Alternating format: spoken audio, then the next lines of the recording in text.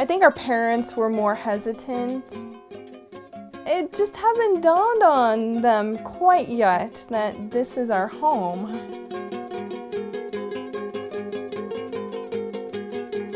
At this stage in our life, since it's just the two of us, this space seems perfectly fine, and it's more than big enough for what we need. Mm-hmm. It's about 140 square feet.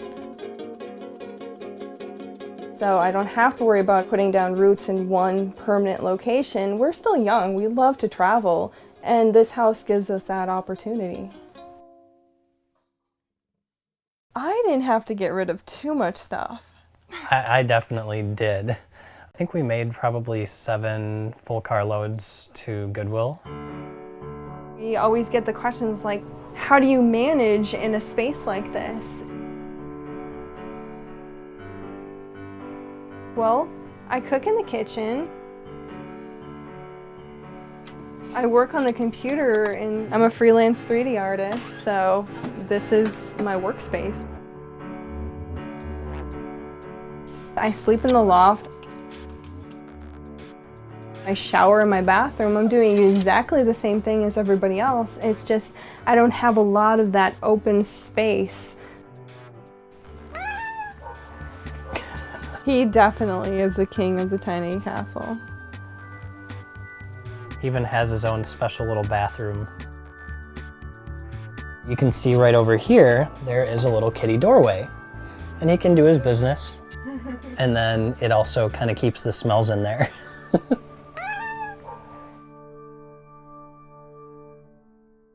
Melissa is a 3D modeler and animator, so we actually made the plans ourselves.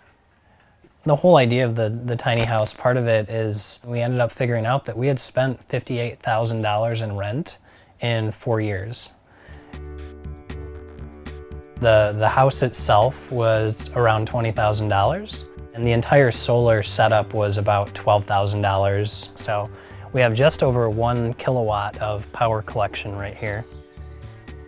And then we have a big long cable running underneath the house that goes to the solar inverter. We have the battery cables that run over and go into our battery box here. They're sealed lead acid. Being in Washington State, the clouds definitely prevent the solar panels from picking up as much power as they could. And so during the winter, we usually end up spending about $1 a day in electricity. So here we've got our water hookup, and we just have it hooked into a frost-proof hydrant. We decided to do natural wool, sheep's wool insulation. It's a little bit more pricey. Originally we were going to do fiberglass, but you know, you read how it's not healthy for you to breathe. Yeah. Well, we're legally camping. That's been the biggest challenge for a lot of people is getting that zoning set up right to allow for somebody in a tiny house. Septic, we don't have any septic, but we currently aren't using the composting toilet here just because the landowner prefers us just using the bathroom in the garage. Not that I've really seen. Yeah, I haven't seen anybody try to take on the personal challenge of having the smallest house out there.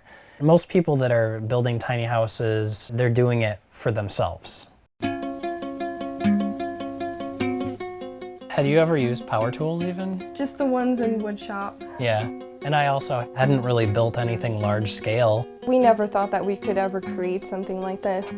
I'll just be sitting inside and I'll be like, we built this.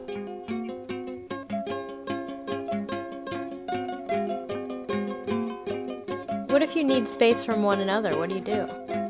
You actually open the front door and you walk out.